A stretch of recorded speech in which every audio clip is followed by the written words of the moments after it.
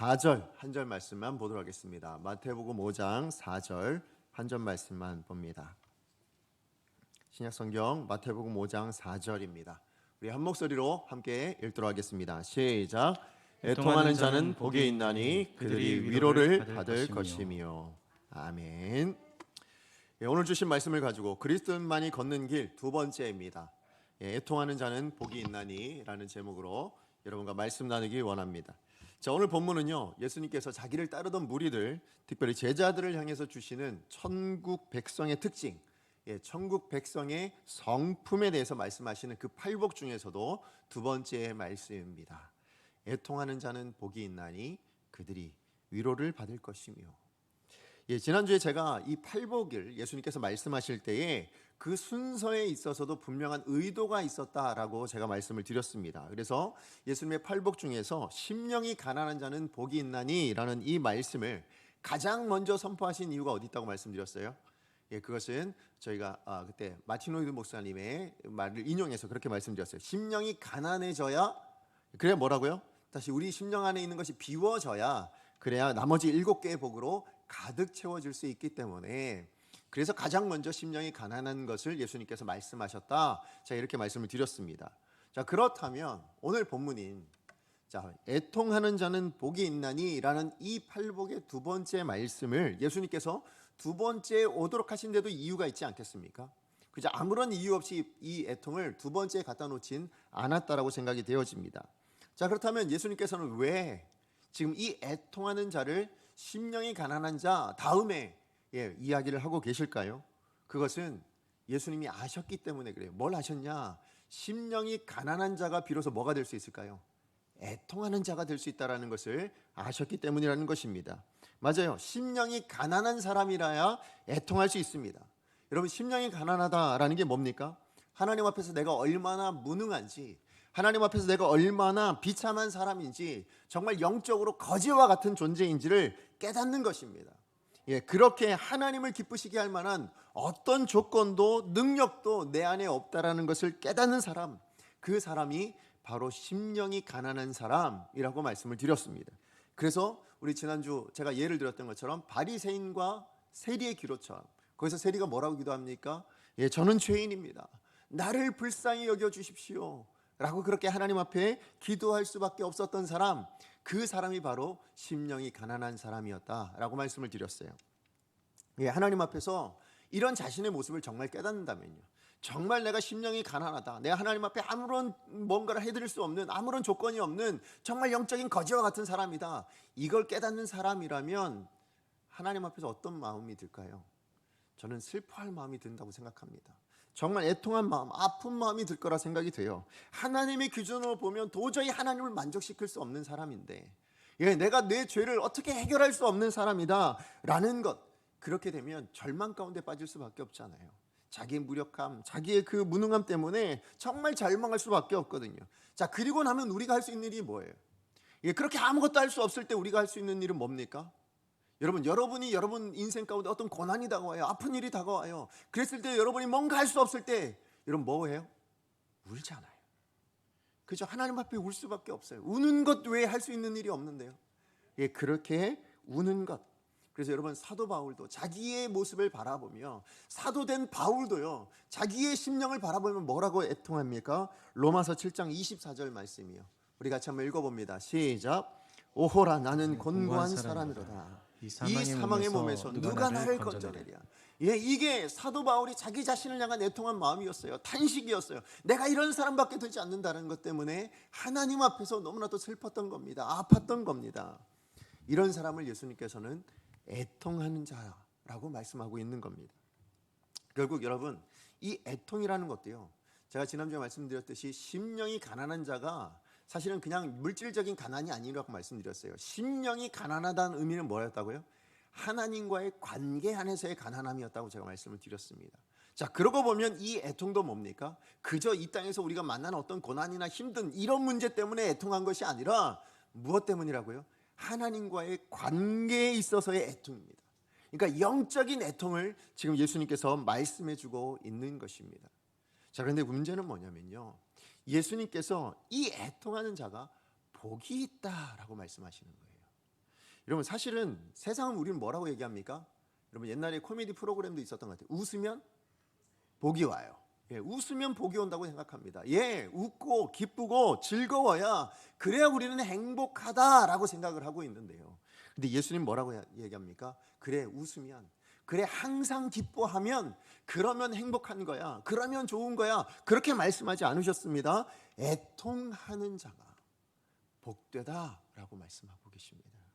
아니 어떻게 애통하는 것이, 아니 어떻게 슬퍼하는 것이 복이 됩니까? 예, 정말로 어떻게 그냥 여러분 여기 나오는 애통이라는 단어를 한번 생각해 보시면요, 이 의미가 어떤 의미인지 어떤 단어인지를 아신다면 이 말은 더더군다나 이해하기가 쉽지 않아요. 예수님의 이 말씀은 여러분 성경에 보면 이 슬픔이나 아픔, 눈물 이것과 관련된 단어가요 9가지 정도 헬라어 단어가 나옵니다. 자, 그런데 오늘 본문에 쓰여진 이 애통이라는 헬라어 단어는 펜선테스라는 단어예요. 펜선테스. 자, 그런데 이 단어는요 사실은 뭐냐면 그 모든 9개의 단어 중에 가장 강력한 슬픔을 나타낼 때, 예, 가장 강력하고 정말로 가슴 아픈 그런 슬픔을 표현할 때 이 펜선테스라는 단어를 쓴다고요. 그래서 사랑하는 사람을 떠나보내거나 정말 극단적인 어떤 상실의 고통을 겪은 사람, 그래서 슬퍼하는 그 사람을 향하여 펜선테스를 겪고 있다 이렇게 이야기합니다. 자, 그래서 여러분 창세기 35장에 보면요 야곱의 이야기가 나오죠. 거기서 어떤 이야기가 나오냐면 아들 그 요셉이 들짐승에게 사로잡혀 먹혀 죽어버렸습니다. 이걸 이제 다른 형들이 전달하잖아요. 그 소식을 전해 들었던 야곱이 애통해서 고글했다는 얘기가 나와요. 그때 쓰여진 단어가 뭐냐면 바로 이 펜선테스입니다. 뿐만 아니라 여러분 신약에 보면 마가복음 16장 10절 말씀에 보면 예수님께서 십자가에 달려 죽으셨을 때에 그때 예수와 함께했던 사람들이, 예수님과 함께했던 그들이 정말 슬퍼하고 우는 모습이 나오거든요. 그때 쓰여졌던 단어가 또한 펜선테스예요. 자, 그러니까 이 펜선테스라는 건 뭡니까? 우리의 삶에 있어서 가장 소중히 여기는 것들, 그게 부모님이 되었든 자녀가 되었든 아니면 인생의 배우자가 동반자가 되었든 아니면 어떤 직장이라든지 아니면 꿈이라든지 뭐 어떤 것이라도 마찬가지예요. 그런 것들을 잃어버리고 정말 우리 삶의 끝자락에 내몰린 것 같은 그런 고통에 처한 사람을 두고 뭐라고 얘기한다고요? 펜선테스를 이야기한다고요. 자, 그러니까 그런 의미에서 이 펜선테스를 애통이라고 표현한 건 참 잘 표현했다는, 잘 번역했다는 이야기 생각이 들었어요. 여러분 이 애통이라는 단어가 한자로 뭐냐면 슬플 애자에 고통 통자가 아니더라고요. 예, 서럽게 울 통자예요. 그러니까 무슨 얘기입니까? 정말로 슬퍼서 너무너무 서러운 상태, 정말 가슴이 너무너무 서러워서 힘든, 그래서 눈물이 팡팡 쏟아지는 바로 그 상태를 애통이라고 표현합니다. 우리 이 말을 다른 말로 또 뭐라고 표현하냐면 이 통자를 고통 통자로 바꿔서 통곡이라 표현할 때가 있잖아요. 그죠? 정말 고통스럽게 우는 것, 다시 얘기해서 정말 이 둘 다 무슨 의미예요? 정말 깊은 슬픔 가운데, 감당할 수 없는 슬픔 가운데 우러나오는 고통스러운 눈물, 그것을 바로 애통이라고 이야기하는 거죠. 근데 여기서 우리가 기억할 게 뭐라고요? 이 애통이, 오늘 예수님 말씀하신 이 애통이 그냥 어떤 물질적이나 아니면 어떤 세상적인 육신적인 이런 애통이 아니고 뭐라고요? 영적인 애통.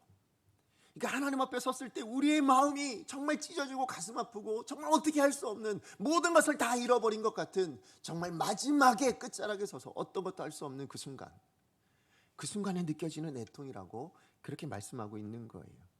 내 하나님 앞에서 얼마나 무력한지, 내가 얼마나 무능한지 깨닫다 보니까 절망하다 못해서 가슴이 찢어지듯 슬퍼하는 사람, 그 사람을 예수님이 말씀하셔 애통하는 사람이다라고 이야기하는 겁니다. 죄에 대해서 민감한 거예요. 그래서 자기 자신의 죄에 대해서 애통해 하고요, 뿐만 아니라 우리의 가정, 교회, 사회를 바라보면서 그 죄 때문에 슬퍼하고 고통스러워하는 사람, 그래서 눈물 흘리는 사람, 그 사람을 애통하는 사람이라고 이야기합니다. 그래서 구약 성경에 보면 마치 이사야 선지자가요, 성전에 들어갔다가 하나님의 영광을 보고 뭐라고 이야기합니까? 자기 자신의 모습을 깨닫고는 뭐라고 얘기해요? 화로다 나여 망하게 되었구나. 나는 입술이 부정한 사람인데 만군의 여호와 하나님을 내가 만나게 되었으니 이제 내가 정말 망했구나. 이렇게 탄식하는 거예요. 그래서 슬퍼하는 것, 이것이 애통함입니다. 또 뿐만 아니라 여러분 예레미야 선지자가요, 예수님께서 말씀하셨죠. 하나님께서 말씀하셨어요. 이스라엘의 죄악으로 인하여서 하나님의 심판이 있을 것이다. 그래서 이스라엘을 바라볼 때마다 눈물을 흘립니다. 이스라엘을 바라볼 때마다 슬퍼서 애통해서 눈물을 흘립니다. 그래서 예레미야 선지자의 별칭이 뭐예요? 별명이 뭡니까? 눈물의 선지자 아닙니까? 예, 그렇게 애통해하는 사람, 바로 그 사람을 예수님께서 말씀하시는 펜손테스의 사람이라고. 그런데 그런 사람이 예수님은 뭐가 있다고요? 복이 있다라고 이야기하는 거예요.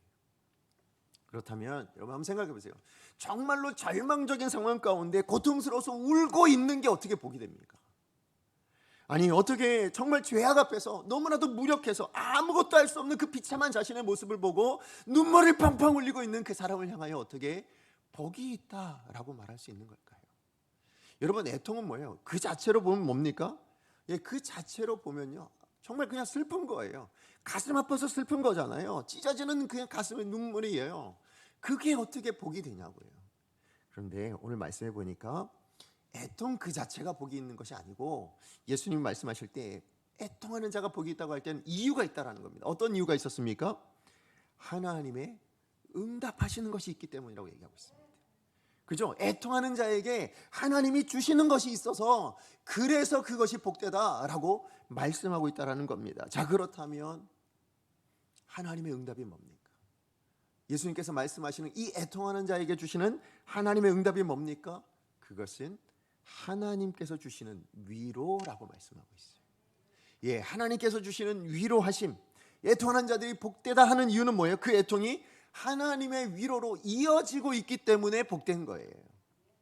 자, 그래서 예수님께서는요 하나님의 자녀된 우리가 심령이 가난한 자로서 우선 애통하기를 원하고 계신 겁니다.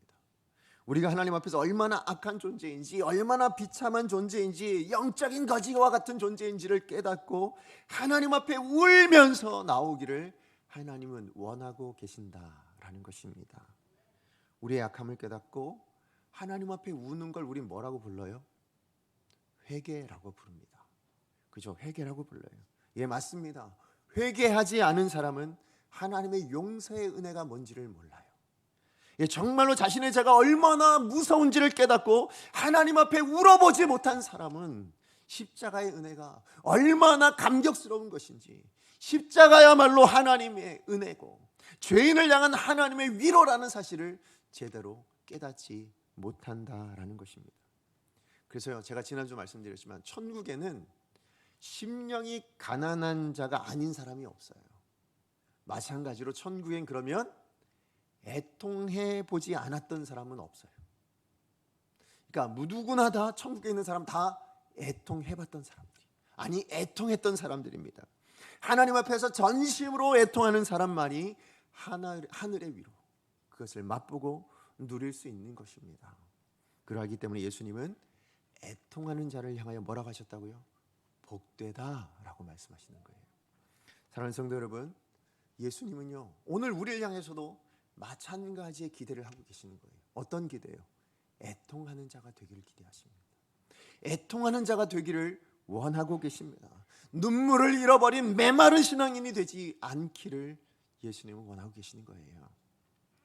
그러므로 오늘 우리가 본문을 통해서요 정말 우리가 그리스도인만 걸어갈 수 있는 이 애통하는 자가 되기 위해서 우리가 반드시 기억해야 될 두 가지 내용을 우리가 이 시간에 좀 살펴보기를 원합니다. 오늘 본문을 통해서 말씀하시는 두 가지를 살펴보기 원하는데 첫 번째입니다.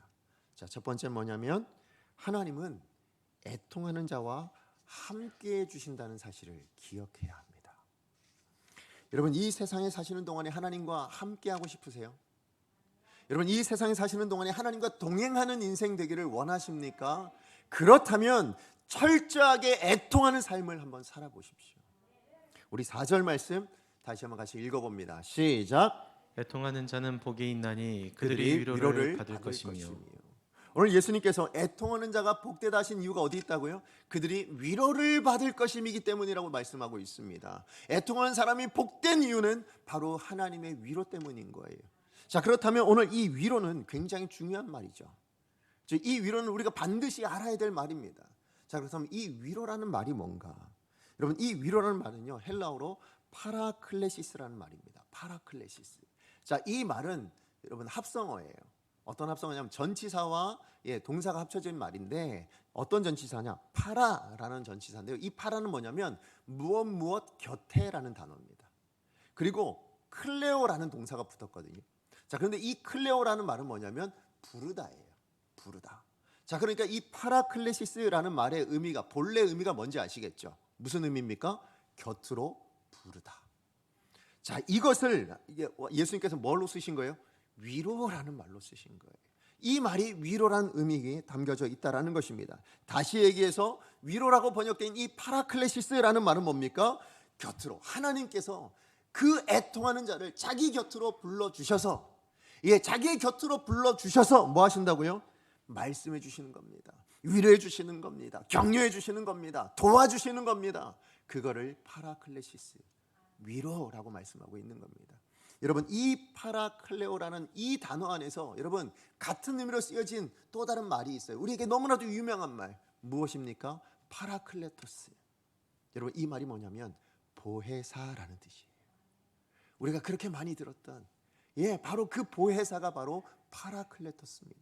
여러분, 보혜사의 뜻이 뭡니까? 돕는 자, 위로자, 상담자라는 뜻이 있습니다. 바로 우리 하나님이 우리를 곁으로 부르셔서 뭐 하시는 거예요? 도우시는 거예요. 상담해 주시는 거예요. 위로해 주시는 거예요. 그게 파라클레시스, 위로라고 말씀해 주고 있습니다. 자, 그렇다면 성경에서 말씀하시는 위로자는 누구이실까요? 위로자가 누구이실까요? 자, 고린도후서 1장 3절 말씀입니다. 같이 한번 읽어봅니다. 시작. 찬송하리로다. 그는 우리 주 예수 그리스도의 하나님이시요 자비의 아버지시요 모든 위로의 하나님이시며. 오늘 말씀이 뭐라고 얘기합니까? 자비의 아버지신 바로 그분이 모든 위로의 하나님이시다. 그러니까 우리를 위로하시는 분은 누구예요? 하나님이세요. 하나님이라고 말씀하고 있는 겁니다. 이뿐이 아닙니다. 우리를 위로하시는 분이 또 계세요. 자, 요한복음 14장 16절입니다. 같이 한번 읽어봅니다. 시작. 내가 아버지께 구하겠으니 그가 또 다른 보혜사를 너희에게 주사 영원토록 너희와 함께 있게 하리니. 여기 보혜사가 있다고 말씀하고 계세요. 보혜사가 뭐라고요? 위로자라고 말씀을 드렸습니다. 위로자, 보혜사가 있습니다. 여러분, 그런데 오늘 말씀해 보니까 또 다른 보혜사예요. 예수님이 말씀하시기를 또 다른 보혜사를 주시겠다고 약속하고 있는 거예요. 그러면 원래 보혜사가 있었다는 의미죠. 그죠? 또 다른 보혜사라는 의미는 원래 보혜사가 있는데 그 보혜사 말고 또 다른 보혜사를 보내주시겠다는 얘기예요. 그러면 원래 있는 보혜사는 누구이십니까? 예수님이세요. 그죠? 예수님이 이 땅에 계시다가 천국에 올라갔을 때, 하늘나라로 올라가셨을 때 또 다른 보혜사를 보내주시겠다는 얘기예요. 그러니까 예수님이 우리의 위로자이신 거예요. 근데 뿐만 아니라 또 다른 보혜사가 있답니다. 또 다른 보혜사는 누구예요? 성령님이신 거예요. 그렇죠? 그러니까 우리를 위로하시는 위로자는 누구이신 거예요? 성부 하나님, 성자 예수님, 성령 하나님, 이 세 분이 다 뭐라고요? 우리를 위로하시는 위로자라고 말씀하고 있는 겁니다. 그렇습니다. 삼위일체 하나님께서 오늘 지금 이 순간에도 우리 안에 역사하셔서 우리를 위로하시는 분이라고, 우리를 위로해 주시기 위해서 지금도 일하고 계신다고 그렇게 말씀해 주고 있는 겁니다. 내가 애통할 때, 내가 하나님 앞에서 눈물 뿌려 울고 있을 때에 성부, 성자, 성령님께서 함께 연합하셔서 지금도 우리를 위하여 역사하시고 일하고 계시는 분이시라고 그렇게 말씀해 주고 있는 겁니다. 그렇습니다. 삼위 하나님께서는요, 애통하는 자를 곁에 멀리 두지 않으세요. 저 멀리 두고 그래 네가 알아서 해봐라 이렇게 말씀하는 분이 아니에요. 곁으로 불러주시는 거예요. 가까이 불러주시는 거예요. 그리고 뭐 하시는 거예요?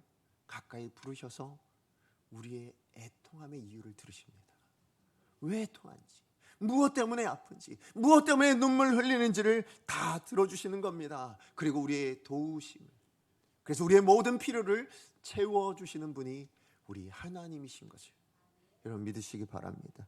우리가 슬픔과 고통을 하나님 앞에 들고 나아가서요, 그래서 하나님 앞에 눈물로 아릴 때에 하나님 말씀하시는 거예요. 내 앞에서 애통하고 있는 네가 바로 복되다.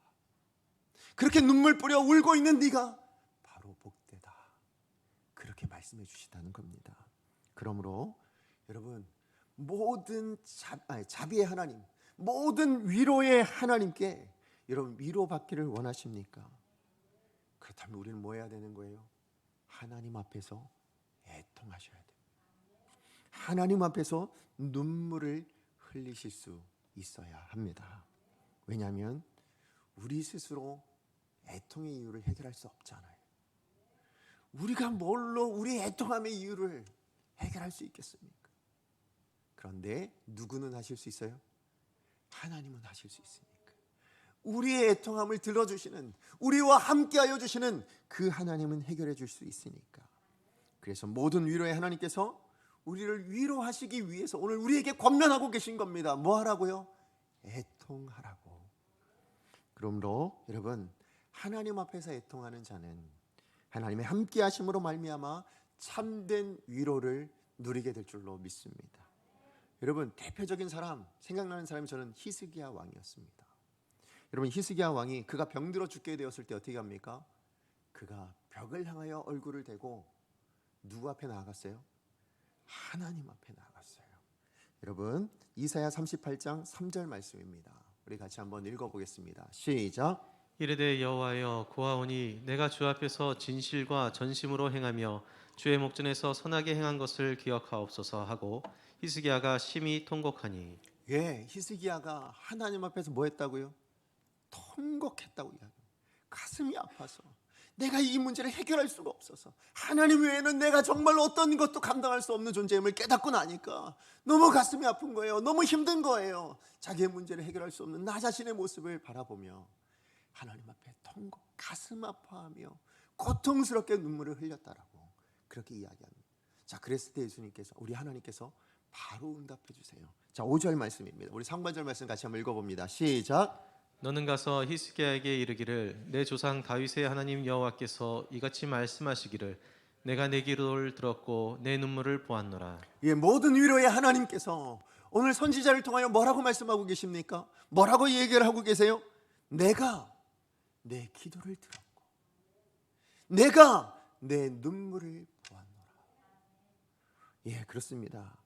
우리의 기도를 들으시는 하나님은요, 예, 우리의 애통의 눈물을 보시는 하나님께서는 우리의 눈물을 보시고 아신다고 이야기하시는 하나님이세요.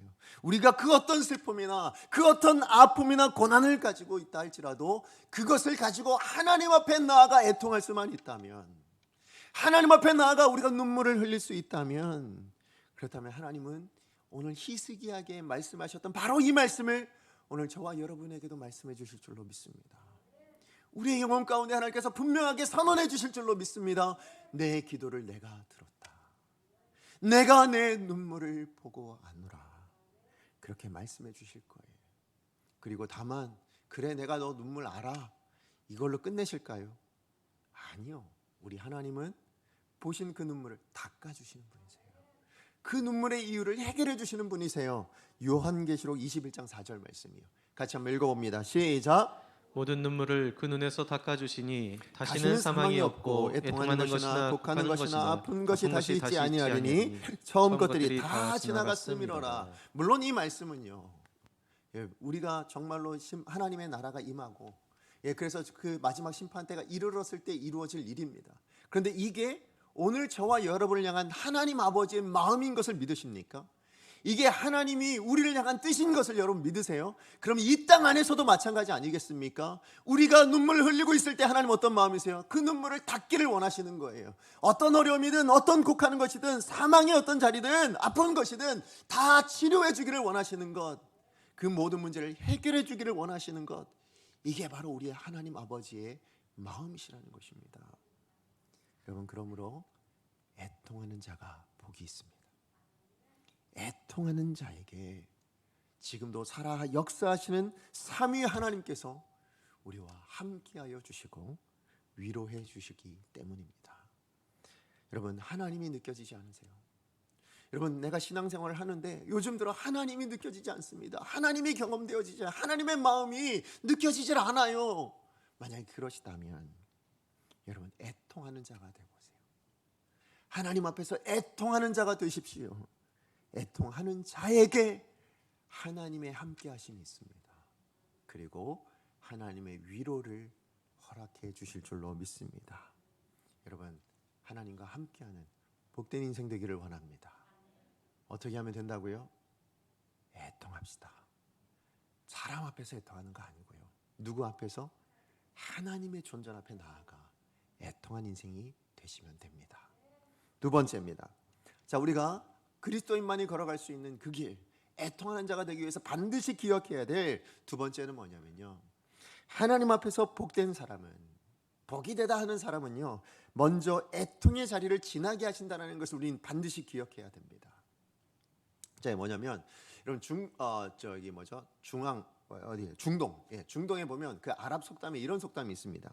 햇빛만 쏟아지는 곳은 사막이 된다. 무슨 말인지 아시겠죠, 그죠? 중동에 햇빛만 계속 쏟아지는 땅이 있어요. 밤낮 없이 그냥 매일매일 24시간이 그냥 햇빛만 쏟아져요. 그럼 뭐예요?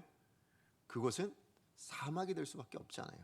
아무리 그 땅이 비옥하고 아무리 그 땅이 좋은 땅이라 할지라도 햇빛만 쏟아지는 땅이라면 사막이 될 수밖에 없는 겁니다. 건강한 땅에도 비가 필요한 거예요. 그죠? 깜깜한 먹구름이 들이오고요. 그래서 비가 쏟아져야, 그래야 자연도 건강해질 수 있는 것입니다. 우리의 신앙생활도 마찬가지입니다. 눈물과 애통이 없는 신앙생활은 이름뿐인 신앙생활일 수 있어요. 메마르고 건조한 신앙생활일 수 있어요. 하나님이 인정하지 않는 그런 허울뿐인 신앙일 수도 있다라는 것입니다. 자신의 심령의 가난함을 깨닫은 사람은 뭐하는 사람이라고요? 예수님이 말씀하시기를 애통하는 사람이라고 말했거든요. 내가 얼마나 가난한지, 내 심령이 얼마나 아무런 존재가 아닌지를 하나님 앞에서 깨닫는 사람은 눈물을 흘릴 수밖에 없다라고 예수는 분명히 말씀하지 않습니까? 그러니까 자신의 죄를 어찌할 수 없는 그런 영적인 거지와 같은 사람임을 내가 안다면 하나님 앞에서 애통해하며 회개할 수밖에 없는 거예요. 왜요? 그것 외에 할 수 있는 일이 없으니까. 그러므로 애통은요, 하나님의 자녀에게는 불가피한 겁니다. 하나님의 자녀라면 반드시 애통해야 되는 거예요. 그래서 마틴 로이드 존스 목사님이요, 이 애통에 대해서 이렇게 말씀하셨어요. 애통이야말로 그리스도인 됨에 매우 철저한 시금석이다. 시금석이 뭐예요? 그것이 긴지 아닌지를 확인하는 거 아닙니까? 그렇죠? 우리가 그리스도인이다, 내가 성도입니다, 내가 하나님의 자녀입니다, 이것을 분별할 수 있는 시금석이 뭐라고요? 하나님 앞에서 애통하셨습니까? 예요. 하나님 앞에서 눈물 흘려보셨습니까? 당신의 죄로 인하여 눈물 흘려보셨습니까? 이 가정의 죄를 위하여 눈물 흘려보셨습니까? 이 교회의 아픔을 위하여 눈물 흘려보셨습니까? 이 세대를 바라보며 눈물 흘려보셨습니까? 그 눈물이 있었다면 성도인데, 만약에 그것이 없다면 여러분 자신을 돌아보셔야, 내가 성도가 맞나? 내가 그리스도인이 맞나를 돌아보셔야 된다는 거예요. 맞아요. 여러분, 하나님은요, 먼저 눈에 회개의 눈물이 고여 있을 때에 예수 그리스도의 그 십자가를 보게 해주실 줄로 믿습니다. 우리가 애통하는 눈물의 그 울음소리가 터질 때에 바로 그 자리에 우리를 찾아오시는 예수 그리스도의 그 발자국 소리가 들려지게 될 줄로 믿습니다. 예수님으로 말미암아 그 구원의 참 기쁨을 누리길 원하신다면 우리 죄에 대해서, 여러분, 우리의 정말 연약함에 대해서 정말 애통해하며 철저하게 회개의 눈물을 흘린 그 사람이야말로 이 기쁨을 누리게 될 줄로 믿습니다. 이것이 복음의 본질인 거예요. 먼저 나의 죄를 두고 하나님 앞에 애통하는 것, 회개하는 자에게 구원의 기쁨이, 구원의 영광이, 그 예수 그리스도의 그 십자가의 복음의 영광을 누리게 되어져 있는 거예요. 먼저 뭐 한다고요? 애통하는 것부터. 여러분, 이것은 그래서요, 나와 우리의 삶, 그것을 하나님의 시각으로 볼 때에야 비로소 애통할 수 있는 겁니다. 여러분 스스로 세상적인 기준으로 보면, 아니면 남들보다 조금 나은 것으로 본다면 우리는 남들보다 좀 낫다라고 생각하고 애통하지 않을 수 있어요. 그런데 우리 자신을 하나님의 시각으로 보면 어떻겠어요? 하나님의 기준으로 보면 어떨까요? 우리는 애통할 수밖에 없는 겁니다. 그리고 진정으로 애통함의 자리를 지나야 비로소 예수 그리스도로 말미암은 그 구원의 기쁨, 그 어떤 것과도 바꿀 수 없는 그 참된 행복을 누리게 될 줄로 믿습니다. 그래서 이런 애통함을 지나서 거룩한 기쁨을 가진 사람을 우린 뭐라고 부를까요? 성도라고 부르는 겁니다. 하나님의 자녀라고 부르는 겁니다. 그리스도인이라 부르게 되어지는 것입니다. 그렇기 때문에 여러분, 지금 이 순간에도요, 우리 신앙생활 가운데 나 자신을 바라보면서 한 번도 애통하지 못했거나, 아니면 우리의 식구들, 아니면 교회, 이 세상을 바라보며 애통하지 못한다면 그건 아직 속이 차지 않은 껍데기뿐인 신앙일 수도 있다는 것 분명히 기억해야 합니다. 그래서 여러분, 사랑의 교회 옥하는 목사님께서요, 산상수훈이라는 그 책 안에 이런 글을 남기셨어요. 제가 읽어드릴게요. 눈물의 골짜기를 통과하지 않은 신앙은 값싼 장식품에 불과합니다. 예수님을 믿고 나서 웃기만 했다면 아직은 값싼 신앙입니다. 그렇죠? 예수님 믿고 나서 아직까지 한 번도 웃는 것 외에 철저하게 울어보고 회개하지 않은 사람이라면 그 사람이 성숙한 신앙이라고 얘기할 수 있을까요? 아니죠. 아직 어린 신앙인 거예요. 예, 아직 미숙한 신앙인 거예요. 그러나 반대로 우리가 우리의 죄를 위해서, 우리의 연약함으로 인하여서 하나님 앞에 가슴을 치고 고통스러워하며 애통할 수만 있다면 비로소 그때 우리는 한 단계 더 성숙한 신앙의 자리로 나아가게 될 줄로 믿습니다. 뿐만 아니라 예수님 말씀하시는, 복되다 이야기하시는 그 천국 백성의 모습으로 더 빚어져 가게 되는 것인 줄로 믿습니다. 여러분, 이것은요, 우리 신앙생활에서도 마찬가지예요. 우리 신앙 과정에서도 마찬가지입니다. 여러분, 한번 생각해 보세요. 우리 성경의 많은 우리 선배들에 대한 이야기. 여러분, 요셉의 인생은 어땠어요? 그가 처음부터 총리였습니까? 아니죠. 그 인생을 보면 정말 애통할 만한 인생이었어요. 노예로 살아가며 정말 억울하게 감옥살이를 하며 그렇게 애통해하며 너무나도 슬픈 그 인생의 과정이 있었습니다. 그런데 그렇게 하나님께서 그 인생을 끝내시던가요? 아닙니다. 그 애통의 시간을 겪게 하시고 나서 그 다음에 뭐 하시는 거예요? 그를 애굽의 총리로 뿐만 아니라 이스라엘을 구원해내는, 그 기근 가운데서 이스라엘을 구원해내는 구원자의 역할을 감당하게 해주셨잖아요. 여러분, 출애굽한 이스라엘 백성들이 나오자마자 젖과 꿀이 흐르는 그 약속의 땅으로 들어갔나요? 아닙니다. 40년 동안 광야의 생활을 지내면서 애통해하고 힘들어하고 아파하는 그 과정의 세월을 하나님께서 허락하셨어요. 왜 허락하신 것입니까? 그곳에서 하나님을 의지하는 법을 배우는 거예요. 하나님과 함께하는 법을 배우는 거예요. 그래서 젖과 꿀이 흐르는 그 땅, 그 땅은 다만 젖과 꿀이 흐르는 건 아니죠. 뭐가 있었어요? 대적들이 있었어요. 싸워 쟁취해야 되는 곳이었어요. 그 싸움을 누구와 함께 하라고? 하나님과 함께하는 인생 되게 하시기 위해서, 그래서 광야의 생활을 먼저 허락하신 거예요. 여러분, 예수님도 그래요. 여러분, 예수님의 인생을 한번 생각해 보세요. 여러분, 사복음서를 한번 읽어보십시오. 사복음서에 예수님이 웃으셨다는 얘기를 보신 적 있으세요? 없어요. 예수님의 인생. 그래서 제가 이번에 이 말씀을 묵상하면서 제가 사복음서를 다시 한번 다 읽어봤어요. 정말로 없는가 찾아봤더니 정말 없어요. 뭐가 나와요? 그저 애통하시는 거예요. 긍휼히 여기시며 눈물 흘리시는 이야기들이 너무 많이 나오는 거예요. 대표적으로 뭐예요? 나사로를 바라보며 그 죽음을 바라보며 눈물 흘리셨던 것. 예루살렘 성을 향하여 바라보며 그렇게 눈물 흘리셨던 것, 가슴 아파하셨던 것 뿐만 아니라 수많은 병자들을 바라보며 수많은 아파하는 사람들을 바라보며 애통해하고 슬퍼하고 안타까워하셨던 그런 내용들만 기록되어져 있더라고요.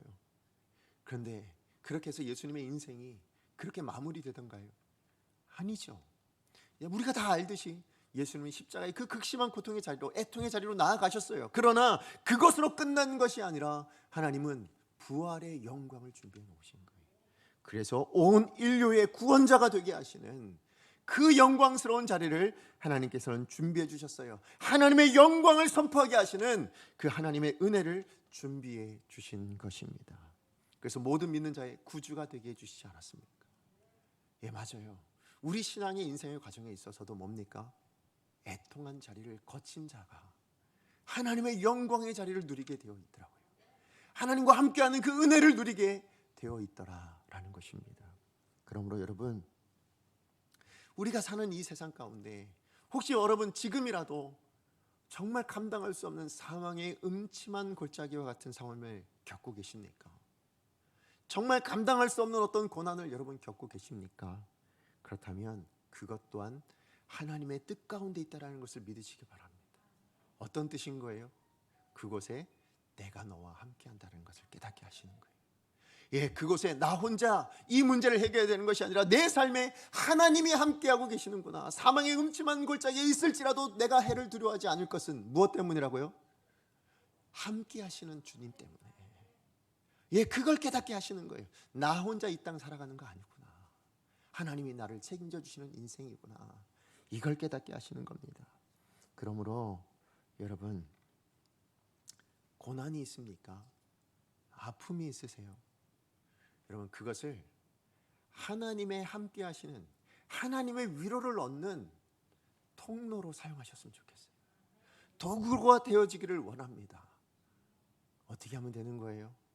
그거 가지고 하나님 앞에 나와 애통하는 거죠.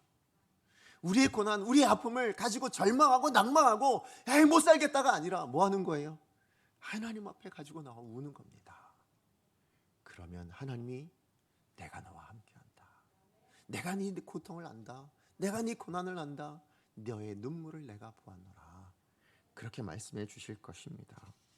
여러분, 고난도요, 우리 자신을 보는 것도, 그래서 우리 자신을 판단하는 게 하나님께 은혜가 되는 것처럼 우리에게 주어진 이 삶의 고난도 하나님의 시각으로 볼 수만 있다면 그럼 우리도 하나님 앞에 애통하는 자가 될 줄로 믿습니다.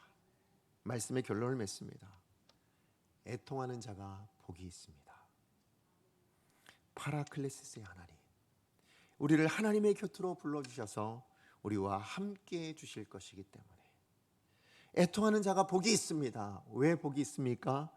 하나님이 예비하신 그 하늘의 위로, 그 은혜를 누리게 될 것이기 때문입니다. 여러분, 고난이 있으세요? 여러분에게 있는 그 어떤 고난이라 할지라도 그 고난이 하나님이 예비하신 그 위로의 도구로 쓰여지기를 간절히 소원합니다. 오늘 우리의 눈물이 위로자 되시는 하나님을 경험하는 그런 도구가 되어지기를 간절히 소망합니다. 성도 여러분, 세상은 웃으면 복이 온다 이야기하지만 우리는 세상을 향해서 다르게 선포할 수 있는 사람이 되어야 됩니다. 우린 뭐라고 선포해야 됩니까? 애통하는 자가 복이 있습니다. 웃으면 복이 오는 것이 아니라 하나님 앞에 애통하는 자라야 복이 있는 겁니다. 이렇게 세상을 향하여 말할 수 있는 저와 여러분 되어지기를 원합니다. 그렇게 선언할 수 있는 저와 여러분의 삶의 경험이 있기를 간절히 소원합니다. 여러분, 우리 모두 애통하는 자가 됩시다. 하나님께서 여러분을 위로하기 원하시기 때문에, 여러분과 함께하길 원하시기 때문에, 여러분에게 좋은 것 주기를 원하고 계시기 때문이라는 것을 기억하시고 우리 하나님 앞에 정말 애통하기로 결단하는 이 시간 되기를 간절히 소원합니다. 자, 우리 말씀 기억하면서 함께 찬양하기 원합니다. 여러분, 우리가 애통할 때에, 우리가 정말로 하나님 앞에 애통할 때에 하나님은 우리에게 어떻게 다가오실까요? 하나님 우리에게 어떤 분이실까요? 오늘 그 찬양을 드립니다. 아바 아버지, 아바 아버지, 나를 안으시고 바라보시는 아바 아버지, 아바 아버지, 아바 아버지, 나를 도우시고 힘주시는 아버지. 그 주님은 우리의 마음을 고치시고 우리는 볼 수 없는 그 상처를 치유하시고 만져주신다고 이야기합니다. 그리고 나를 안으시고 나를 이해하시고 우리의 영혼을 새롭게 세워주시는 분이시다 라고 말씀하세요. 여러분, 하나님 앞에 애통하십시오. 애통하시면, 눈물로 이 찬양을 부르신다면 이 찬양의 가사가 오늘 저와 여러분의 인생 경험이 되게 해주실 줄로 믿습니다. 우리 가사를 사모하는 마음으로 함께 찬양합니다. 아바 아버지, 아바 아버지, 아바 아버지, 나를 안으시고 바라보시는 아바 아버지, 아바 아버지, 아바 아버지. 우리 하나님이 그러십니다. 아바 아버, 나를 도우시고 힘 주시는 아버지. 우리 다시 한번 고백합니다. 아버지, 아버지 부르십니다. 우리 아버지 앞에 부르짖습니다. 나를 안으시고 따뜻한 눈으로, 위로의 눈으로 우리를 바라보시는 아버지. 아버지, 나를 도우시고 힘주시는 아버지. 주는 내 맘을 고치시고 볼 수 없는 우리 내면의 상처들을 없는 상처 만지시네. 나를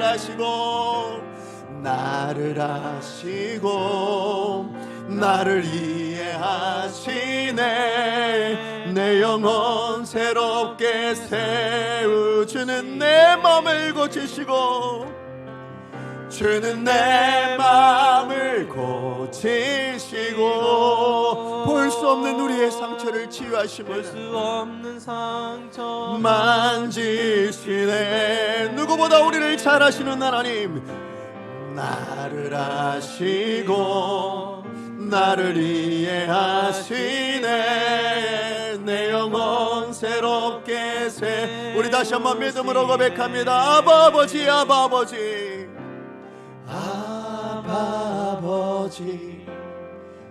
우리 하나님이 우리의 아버지이십니다.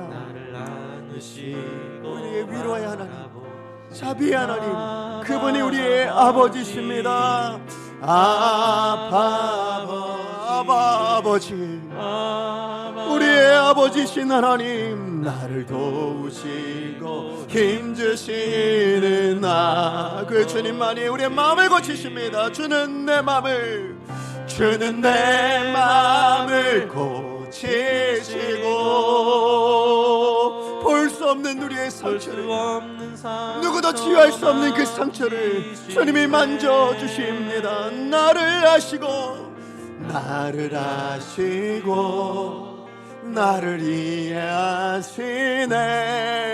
내 영혼 새로. 우리 마지막으로 고백합니다. 주는 내 맘을 고치시고 주여 고쳐주시옵소서. 주여 우리의 아픔을 고쳐주십시오. 하나님, 우리의 찢겨진 상처를 만져주시고 치료하여 주시옵소서. 나를 누구보다 잘 아시는 아버지, 나를 아시고 나를 이해하시네. 내 영혼 새롭게 세우시네.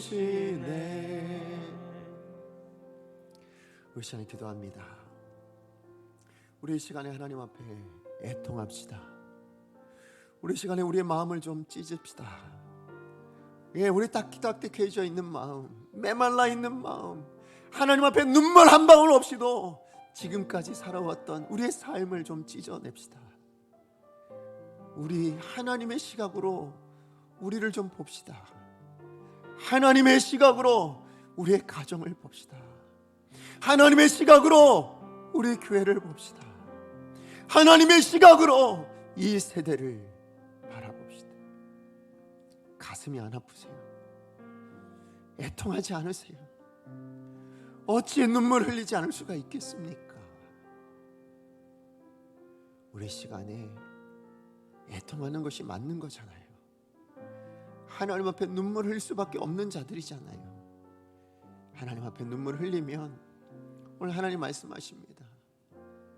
내가 내 눈물을 보았노라고, 내가 너의 기도를 들었노라고. 그렇게 우리 주님이 말씀하실 겁니다. 그리고 여러분을 하나님 곁으로, 하나님과 함께 하시며 여러분에게 위로하시는 하나님의 음성을 듣게 하실 줄로 믿습니다. 우리 시간에 우리의 마음을 찢습니다. 우리의 죄악됨을 봅니다. 우리의 가정의 죄악됨을 봅니다. 우리 교회의 악함을 봅니다. 연약함을 봅니다. 그리고 이 세대의 아픔을 봅니다. 하나님 앞에 마음을 찢으며 주여 은혜를 주옵소서. 한 번에 주가 하나님 앞에 나아갑니다. 주여 은혜를 주옵소서. 하나님, 우리를 불쌍히